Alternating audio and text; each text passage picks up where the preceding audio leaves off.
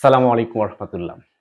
আন্দোলনকে দমানোর জন্য বা বন্ধ করে দেওয়ার জন্য ওবায়দুল কাদের এবং স্বরাষ্ট্রমন্ত্রীকে ক্ষমা চাওয়ার আহ্বান জানালেন যশোরের তরুণ এমপি অর্থাৎ এই সংসদের সবচেয়ে কম বয়সী এমপি আজিজুল ইসলাম।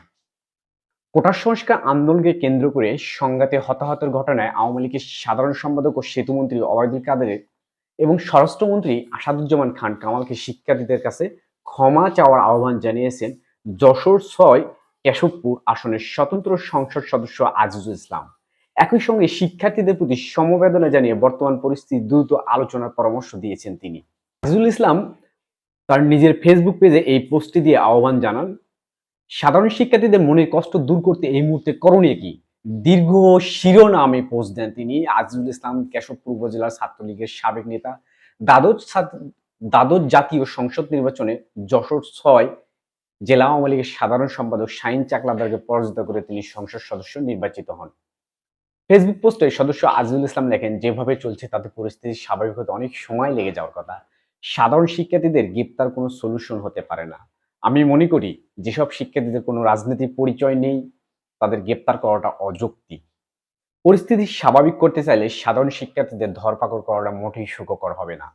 এই মুহূর্তে সরকারের উচিত যেসব সাধারণ শিক্ষার্থী গ্রেপ্তার হয়েছেন তাদের নিঃশর্তভাবে মুক্তি দিয়ে বিশ্ববিদ্যালয়ের ভিসি, শিক্ষামন্ত্রী, আইনমন্ত্রী, অভিভাবক, আন্দোলনকারী, সমন্বয়ক ও জাতীয় অধ্যাপকদের নিয়ে একটি শিক্ষাঙ্গনে শিক্ষার পরিস্থিতি ফেরাতে সার্বজনীন সংলাপের ব্যবস্থা করা।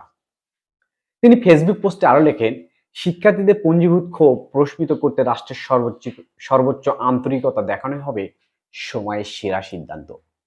একটা পক্ষ তো চাইছেই সাধারণ শিক্ষার্থীদের কাঁধে বন্দুক রেখে সরকার পতন করতে। দুষ্কৃতিকারী সেও সুযোগ নষ্ট হবে এরকম কিছু করলে।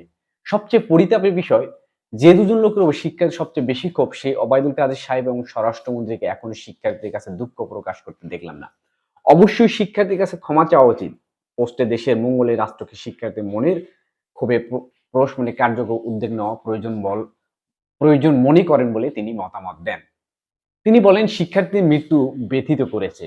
স্বরাষ্ট্রমন্ত্রী সেতুবন্ধু কথায় যে উত্তপ্ত পরিবেশ সৃষ্টি হয়েছে সেই দায়ভার তাদের।